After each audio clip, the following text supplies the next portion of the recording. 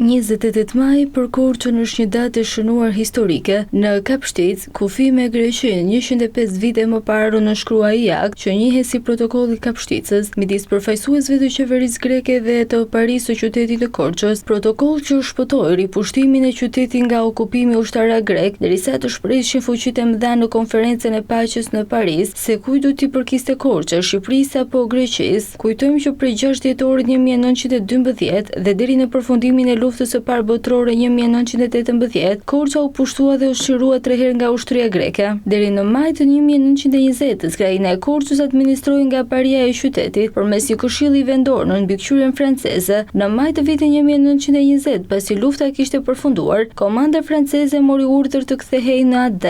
Çfarë do të bëhej pas largimit të francezëve? Kujt do t'ia dorëzonin ata qytetin? Kjo i shqetësonte shumë patriotët korçar, gjasa ishin që vendin e tyre ta zinte përsëri ushtria greke si aleate Antantës, që kishte dislokuar trupa të shumë në kufi në pritje të urdhrit nga Athina, por qyteti e bëri të qartë se nëse ushtria greke do të kalonte kufirin, do të përballej me rezistencë vendase dhe do të derdhej gjak.